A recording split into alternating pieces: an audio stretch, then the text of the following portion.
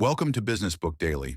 Today I'm breaking down This is Marketing by Seth Godin, a book about why great marketing isn't about chasing everyone. It's about serving the right people with a clear promise, real empathy, and work that helps them become who they want to be.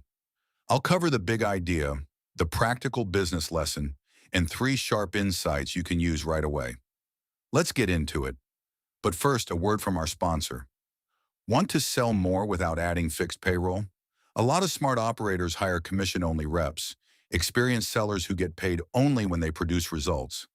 If that sounds like a smarter way to scale, post your opportunity at commissiononly.com.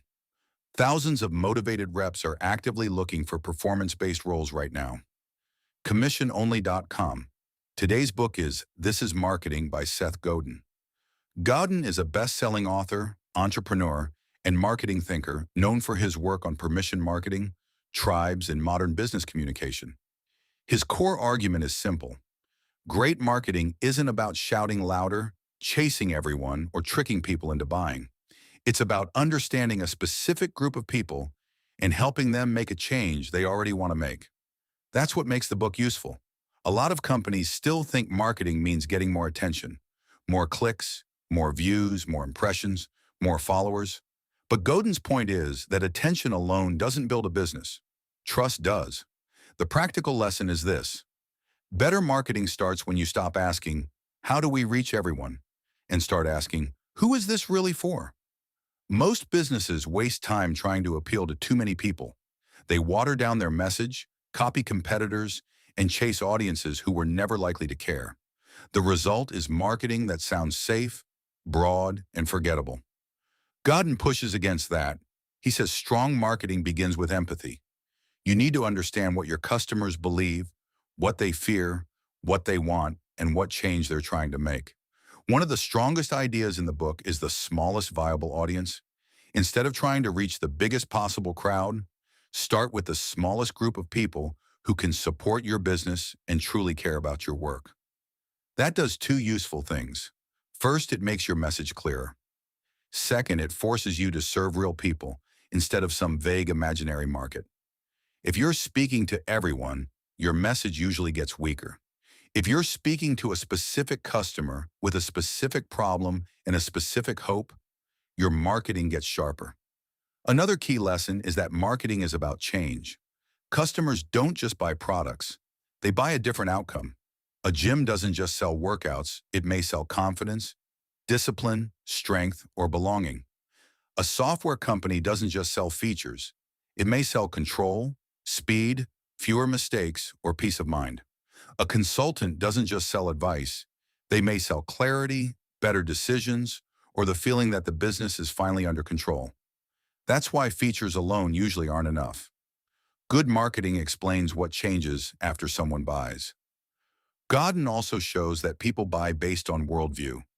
Not every customer sees the world the same way. Some value speed, some value safety, some value prestige, some value price, some value belonging. Some want to feel ahead of the curve, others want to avoid risk. Smart marketers don't try to convince everyone to care about the same thing. They find people whose beliefs already fit the promise. This is a huge shift. Marketing gets much easier when you stop trying to convert people who don't want what you're offering and start serving people who already care about the kind of change you create. The book also makes an important point about status. People often make choices based on how those choices affect their place in a group. A purchase can signal taste, success, responsibility, creativity, expertise, loyalty, or independence. That doesn't mean customers are shallow. It means humans are social. We care about how our choices make us feel and what those choices say about us. Good marketing respects that. It doesn't manipulate people.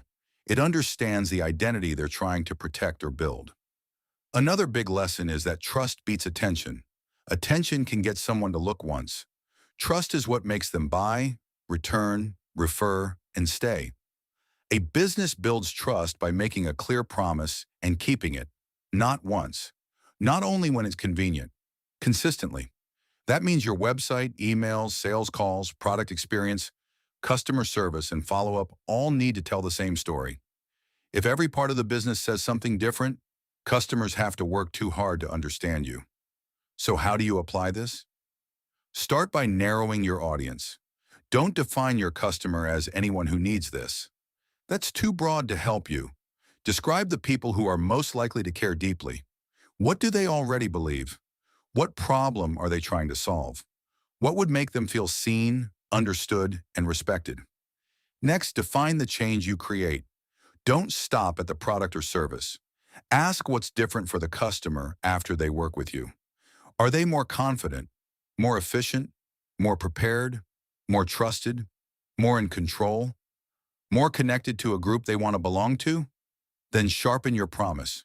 Your promise should tell the right people why this is for them. It should be clear enough to attract the people you want and filter out the people you're not built to serve.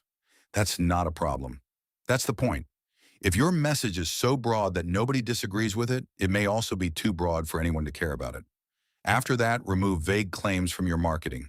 Phrases like best quality, great service, trusted solutions, and we care don't mean much unless you make them concrete.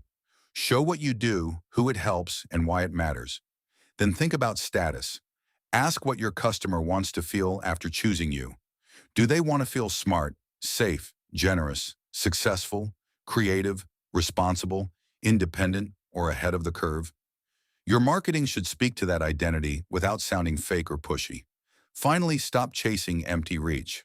More views, clicks, and followers don't matter if they come from people who don't care, don't trust you, and don't need what you sell.